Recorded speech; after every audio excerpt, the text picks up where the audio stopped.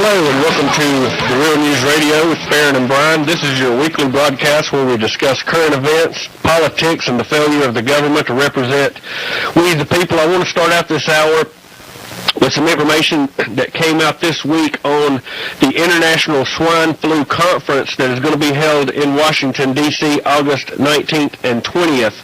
And we went to the website that the government has put out the information. I will be reading verbatim from the document that they have released, and we just had Mr. Bob Chapman on. He was saying he was hoping this may be a trial balloon, indoctrinating us to accept something that they're foreshadowing for the future, but what they're planning at this conference to discuss is very interesting. I want to report this to the people, and the topics include mass fatality management planning, surveillance and data management, delivery of vaccines and antiviral medication, emergency response management, school-based planning, breakdown of public services, unwillingness of civilians to follow government orders, when 50% or more of the employees are out sick or taking care of the sick ones, when H1N1 flu pandemic unfold in 2 or 3 consecutive waves in a calendar year, overcome reduced response capacity caused by mechanical failure and possible threat in staff to maintain continuous operations, mass fatality management planning, continuity of operations and continuity of government planning, protect police forces from falling ill and being hurt in civil disturbances, manage a surge in crime and meet routine requests at the same time, control and diffuse social unrest and public disorder, isolate prisons and other facilities, effectively undertake the mass vaccinations, enforce quarantine,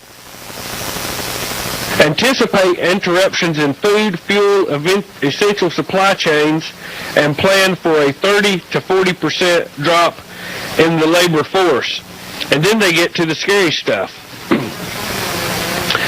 Direct fatality management tactical operations, activate fatality management operations, conduct the morgue operations, manage anti-mortem data, and conduct the final dispositions.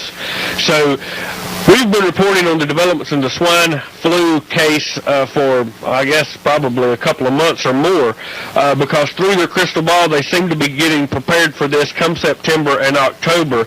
And this document, even to me, was surprising because they are really putting pen to paper that they're getting ready for mass deaths across America. And as Dr. Chapman, or Mr. Chapman said, if not this time, maybe this is just a trial balloon, but if it is a trial balloon, to my opinion, they've went to a very, very far extent as far as getting the vaccinations ready. So you can look into this for yourself. I also wanted to report, and this is being reported by Dr. Russell Blaylock, and I'll give you his credentials here shortly. And this is being reported in the Rock Creek Free Press. Vaccine may be more dangerous than swine flu. It is helpful to recall that the Centers of Disease Control and the collusion of the media constantly tell us that 36,000 people die each year from the flu, a figure that has been shown to be a lie. In this case, we're talking about 300-plus deaths for the entire world. Now, we're talking about the swine flu. The virus continues to be an enigma for the virologist. In April 30th, 2009 issue of Nature, a virologist was quoted as saying, "Where did they get all these genes from? We don't know." Extensive analysis of the virus found that it contained the original 1918 H1N1 flu virus, the avian flu virus, and 2 genes from the H3N2 virus, genes from Eurasia. Debate continues over the possibility that the swine flu is a genetically engineered virus, which I believe 100%. Naturally, vaccine manufacturers have been in a competitive battle to produce the first vaccine. The main contenders have been Baxter Pharmaceuticals and Novartis Pharmaceuticals, the latter of which recently acquired the scandal-ridden Sharon vaccine company. Both of these companies have had agreements with the World Health Organization to produce a pandemic vaccine. The Baxter vaccine, called Salivon has had fast-track approval. It uses a new VeroCell technology which utilizes the cultured cells from the African green monkey. The same animal tissue transmits a number of vaccine-contaminating viruses, including the HIV virus. The Baxter company has been associated with 2 deadly scandals. The first event occurred in 2006 when components were contaminated with HIV virus and injected in tens of thousands of people, including thousands of children. Baxter continued to release the HIV-contaminated vaccine even after the contamination was known. The second event occurred recently when it was discovered that Baxter had released a seasonal flu vaccine containing the bird flu virus, which would have produced a real-world pandemic to 18 countries.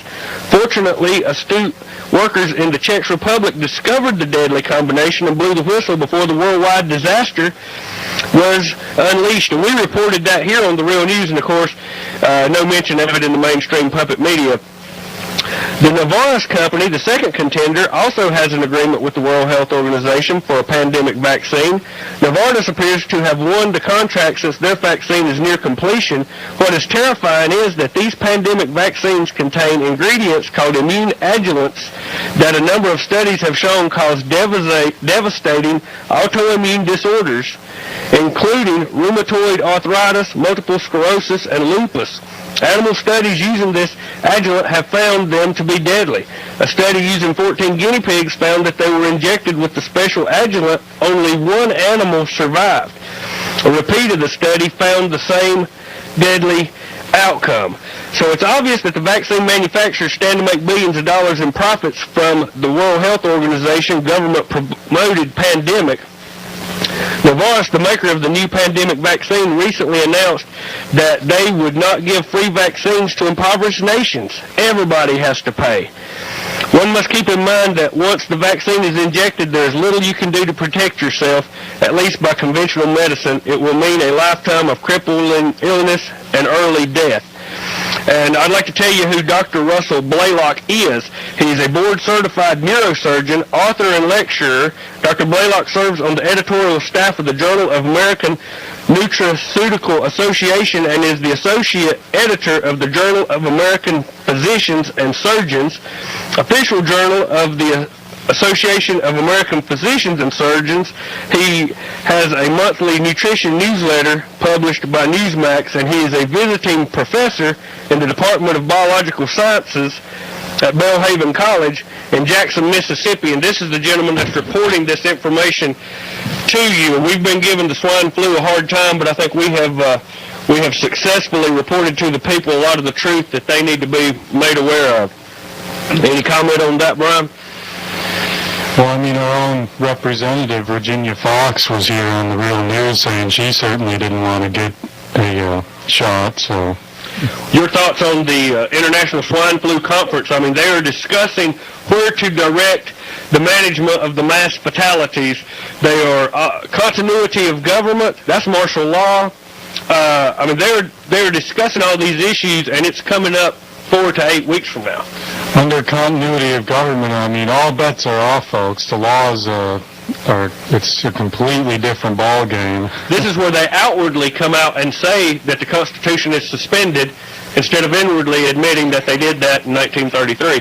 But, yeah, this is... I'm not easily surprised. I know I say that each week, but this one surprised me when they put this kind of information, conduct morgue operations, activate fatality management operations. I mean, they'll really get it in place. If this thing happens like they say it is, and I think it's the perfect scenario to the, by design, collapse of the economy, the people are starting to rise up. Well, let's give them a mass flu pandemic. That'll slow them down. Exactly. You know? So I'm not saying it's going to happen, but I'm saying that they are for definitely putting out the information that it's fixing to come out. And like you said, Virginia Fox even said don't take the vaccine. So we will be back here on the Real News after the break, Farron and Brown.